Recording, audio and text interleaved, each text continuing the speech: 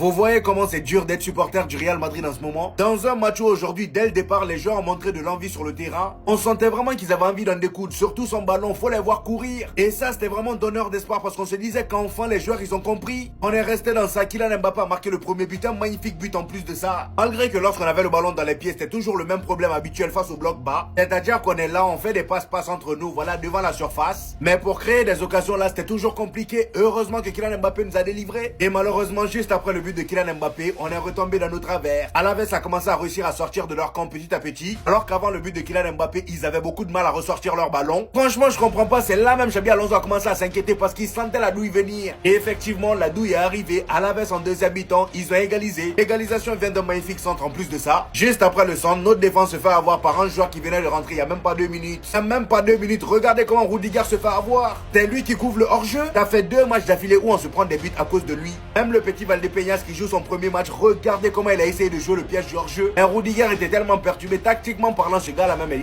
il devient inquiétant. Heureusement que juste après ça, Vinicius a retrouvé ses idées. Je sais pas ce qui s'est passé. Sur une magnifique passe d'Alaves, Vinicius dégomme le latéral d'Alaves. L'action était tellement bien jouée par Vinicius que le gars il s'est étalé pour faire une sieste. C'était la seule action du match où j'ai vu le vrai Vinicius. Sinon, pendant tout le match, il m'a fait mal à la tête. Il perdait des ballons. Il arrive devant la surface, passe décisive à Rodrigo, il le met dedans. Et là, on a Vinicius qui part faire un câlin à Xabi Alonso. Tellement on a eu chaud. Parce que là, si on perdait aujourd'hui, c'était cuit pour Xabi Alonso, hein. Direct.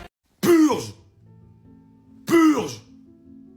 Purge! Purge! Et purge de football! Purge! Purge! Et moi qui voulais regarder Marseille-Monaco, mais qui me suis dit, bon, allez, on va mettre une double fenêtre, mais on va se concentrer sur ce match avec toute la pression. On va voir s'il y a un sursaut d'orgueil. Il n'y a que Xabi Alonso que j'ai vu sursauter sur son banc aujourd'hui. Et je suis le premier à dire il faut laisser du temps à Xabi Alonso. Mais toute cette pression médiatique qu'il y a eu autour de lui ne l'aide absolument pas. Parce que du coup, son objectif aujourd'hui, c'est surtout de gagner le match, peu importe ce qui se passe. Donc quand l'équipe mène, comme ça a été le cas avec Mbappé, ils arrêtent de jouer. Et quand il y a un partout, ils se remettent un peu à jouer. Mais au final, il se passe rien. Aujourd'hui, l'addition des individualités devant, ça fonctionne pas. Moi, ce que je pense, c'est que Xabi Alonso, il était arrivé avec un plan de jeu, il faut qu'il s'y tienne. Même si ça va pas marcher, il faut qu'il ait la confiance de son président. Il faut qu'on arrête avec cette pression médiatique, parce que c'est pas comme ça que Xabi Alonso réussira à construire quelque chose. Moi, je ne comprends pas qu'aujourd'hui, au milieu de terrain, comme pur milieu de terrain, tu mettes Tchouaméni. Avec Bellingham, mais qui va jouer un rôle plus offensif. Güler, c'est un 10, et Rodrigo, Vinicius, Mbappé, c'est des attaquants. T'as perdu Kroos et Modric.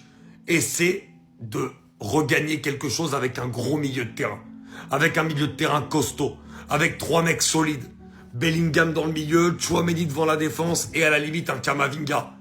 Mais un milieu costaud, il faut. Sinon, on réussira pas à avoir quelque chose de propre au Real Madrid. C'est donc eux les Avengers.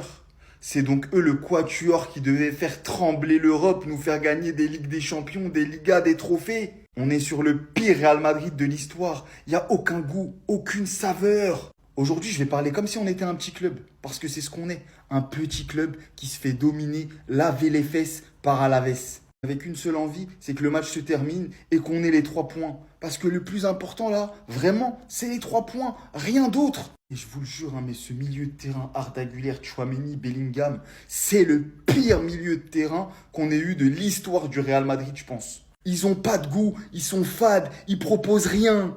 Je sais pas si vous vous rendez compte, hein, mais Alaves, ils étaient 12e de Liga. On a galéré contre les 12e de la Liga. C'est le ventre mou, c'est les équipes qui ne jouent rien, c'est les équipes qui normalement tu tabasses 3, 4, 5-0. On affiche des superstars, des joueurs en veux-tu en voilà, pour faire des prestations aussi merdiques. Je m'énerve comme si on dirait qu'on a perdu tellement on est nul à chier. S'il vous plaît les voisins, on est en famille. Vous avez pris du plaisir. Vous aimez votre tête là. Vous avez kiffé ce que vous avez regardé. Alaves y a cru. Le Deportivo Alaves y a cru aujourd'hui face au Real. Et j'ai regardé tout le match et les stats disent exactement comment le match s'est passé. Quasiment autant d'expected goals des deux côtés. On a même plus de possession côté Alaves. Une domination au niveau des tirs du côté du Real. Mais les grosses occasions, on en a 3 pour Alaves pour seulement 2 pour le Real. Et vu que vous avez aimé dire ça quand on les a affrontés, je rappelle qu'ils sont seulement 12e de Liga. avec une différence de but négative. Alors je veux bien entendre, il y avait penalty, ça n'a pas été sifflé. Écoutez bien ce que je vais dire. Pour moi, Ben Baker, il n'y a jamais penalty. Si c'était mes règles à moi, d'accord? Il simule clairement, le contact il est tellement léger, mais avec les règles actuelles et comment les arbitres arbitrent et sont censés arbitrer en Liga, il aurait dû siffler penalty. Voilà, ouvrez vos oreilles, écoutez pas que ce que vous voulez. Donc c'est pas normal. Reste pas non plus le scandale du siècle. Juste faut être cohérent. Si tu siffles pas penalty, tu lui mets son jaune. Et venez pas me sortir l'excuse des blessés. Quand on était en Europa League, parce que toute la moitié de l'équipe elle était à l'infirmerie, ça dérangeait personne. Et oui, ce soir encore on va dormir premier de Liga, nous les supporters barcelonais. Donc ceux qui pensent que je pleure, non.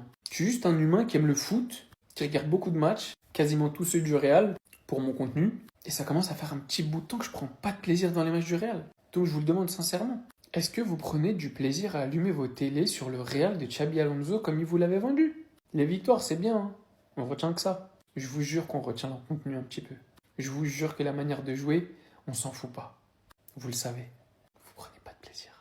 Pourquoi Vinicius, tu te rends pas compte de ce que tu fais. Par certains moments, on a l'impression que tu t'oublies toi-même. Mais aujourd'hui, tu joues littéralement contre nous au sens propre du terme. Quand je voyais les actions que tu tapais, les offensives que tu gâchais, à un tel point où les coéquipiers eux-mêmes devaient se demander s'ils devaient te donner le ballon. Jusqu'à ce que tu décides enfin de montrer ce qu'on attend de toi depuis tellement de jours. Par-dessus le penalty qui n'a pas été accordé, mais nous on sait.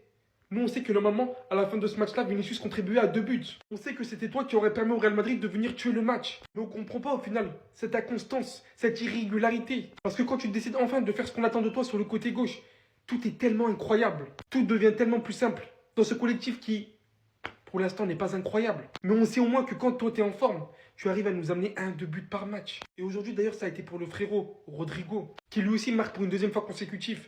Mais est-ce que vous savez à quel point ça nous fait plaisir de vous retrouver les Brésiliens? C'est tellement pas compliqué ce qu'on vous demande. On vous demande simplement de faire comme avant, comme vous le faisiez avant. Faites-nous retrouver le plaisir. Faites-nous retrouver ce plaisir. On sait que l'équipe ça va donner.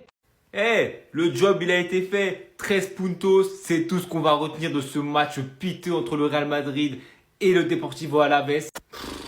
Franchement, qu'est-ce qu'on s'est fait chier la vérité. Mais on est tellement habitué avec ce Real Madrid là, un match qu'on a vu maintes et maintes fois. Sauf qu'aujourd'hui, on a eu de la réussite, on en a mis ce but de plus. Grâce à ce monsieur, encore une fois, qui nous donne l'opportunité de gagner 2-1. En vrai, je mets mon amour de Vini de côté pour vraiment souligner le fait qu'il a fait un match mauvais, merdique, tous les adjectifs que vous voulez. C'est ça la marque des plus grands, c'est d'être nul pendant 80 minutes, mais sur une action, un cacahuète de Güler, contrôle, élimine, extérieur pour Rodrigo qui a plus qu'à pousser au fond des filets, but du 2-1, c'est tout ce qu'il nous fallait dans ce match-là, rien de plus, rien de moins. Avec aussi un Kylian buteur, de retour en tant que titulaire, sur un très bon service de Bellingham, les 4 fantastiques ont été tous les 4 décisifs, Bellingham par la passe, Vini par la passe et Mbappé par le but et Rodrigo par le but, mais ce but-là, il est très très bien dans son zone préférentielle, il termine. Mais franchement, on n'a pas vu une révolution du Real Madrid, à part peut-être le 3-4-2-1 de Xabi qui laissait d'instaurer en première mi-temps, peut-être juste les 33 minutes parce qu'après, de la 30e, peut-être à la 55e, le Deportivo a mieux joué au football que nous. J'ai envie de dire que chaque équipe de Liga maintenant joue contre le Real Madrid sans complexe, en vraiment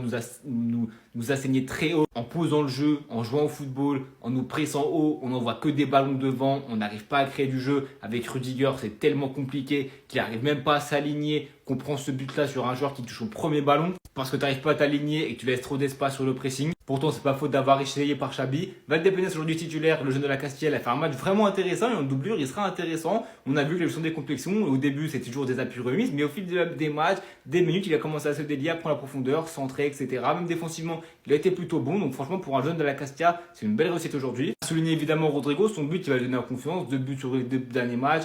Premier but en Liga depuis belle lurette, ça lui fera forcément, je pense, beaucoup de bien. Et comme d'hab, voilà, sinon à souligner, à part Courtois qui, comme d'habitude, nous sort la parade habituelle, cette fois c'est de la tête au moment du 1-0, fin de 30 minutes sur un coup franc. Sinon, il n'y a pas grand monde à retenir aujourd'hui. Le milieu de terrain, ça a été assez compliqué. 2 joueurs qui sont dans des rôles de l'ombre qu'on n'a pas assez vu malheureusement. Sauf peut-être Bellingham qui au fil du match s'est vraiment délivré, a touché plus de ballons, a vraiment été mis à contribution par les joueurs. Donc ouais, franchement, le principal c'était les 3 points, c'est vraiment tout ce qu'on va retenir ce soir.